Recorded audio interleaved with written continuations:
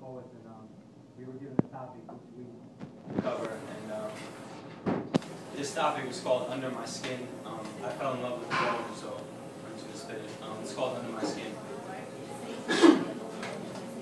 Under my skin, there is a time when the stillness of vacancy will reign supreme. When my arteries will no longer be my blood's rental property, when my mouth will become desert, and my brainstem a part of the earth's dirt. To a fly on the wall, this must be what an abandoned tenement building feels like after all the life is gone, so remember me now as I am. As someone who tries his very best to practice alchemy, not just because it sounds cool, and not to sound cynical, but all things do come to an end, and this is less about making lemonade out of lemons and more about not allowing myself to be constantly burdened by my circumstances.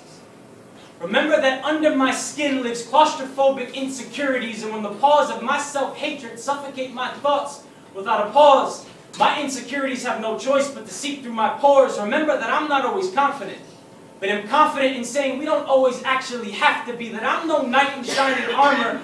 Their metal is used to protect their flesh, and while sometimes my flesh is used to protect the mess within, you see, some days I want to hide under my skin in the shade of my eyelids, because each glimpse of light shows each inch of sight I don't like about myself. The floodgates in my eyes have been unleashed so many times my eyes would fall constantly like it's the only season, that sometimes I struggle to find a reason to keep them seeing, searching, reaching to convince me of believing the true meaning of being is breathing. Because many breaths have waited for me to draw them a diagram for a way out of my diaphragm. Many years held hostage in my ribcage because the self-conscious guard under my skin was too Fidel Castro to let them out to live. But remember, those vulnerable blues allowed me to put the hue in man. And although my back knows a tip of a knife like the back of my hand, I still believe in love. So remember, I wasn't afraid to tell a girl in her arms, I know the earth is round and I won't ever fall off. That I once said the only way I'd skydive is if I landed safely on someone like her. And here I am landed that still feels so on top of the world. Remember that I believe in questions. Not to act bold or to be an asshole, but because I want to know the answers to things like, is it America the beautiful, America the brave, or America the cubicle, America the slave? Is it America the home of opportunity, or the road to lots of scrutiny? Is it America the land of the best, or the land of success with a backpack of debt? And if there is really a war on drugs, then tell me, why are the dealers with the green apprehended, but the fiends left to scream, feed me more, as they lean on the streets and park benches? And for the 500,000 soldiers who were raped while they scraped for the U.S. military, I wonder if they were told, be all you can be, when someone from their own platoon snuck in their room like a raccoon. I wonder if they knew that's how their favor would be returned. That if there's truly no child left behind, why are so many tried as adults? That why do actions always speak louder than words, but intentions neglected, when for all we know some actions can be misunderstandings and symptoms of those affected by any number of events that go unmentioned because we fail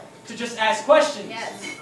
That when I was fearful of being fearless, I felt my mother under my skin, and each time I wanted to give up and give in, I remembered no one expecting a child says, I'm ready for this kid, without being afraid of how unready they really are. Remember my loyalty, that I believe in unity despite who says that's the fool in me, with foolish dreams that forgiveness, please, and thank you aren't good manners, but simply matters of the heart. That I help my friends eject their fears as much as I help them shed their tears. That I feel there is way more to say than those overplayed feel-good Facebook posters, because abbreviations have no place in a world where there are more sentences in prisons than there are sentences within lips. And under my skin, there is a time when the stillness of vacancy will reign supreme, and the fly on the wall of my tombstone will be able to tell, despite how similarly hardened I was at times I lived, and that I slept with these messages in my head but found repentance in the blessings of my pen, and that I didn't abandon this building, even in times when I wanted to evict myself. Thank you guys. Woo!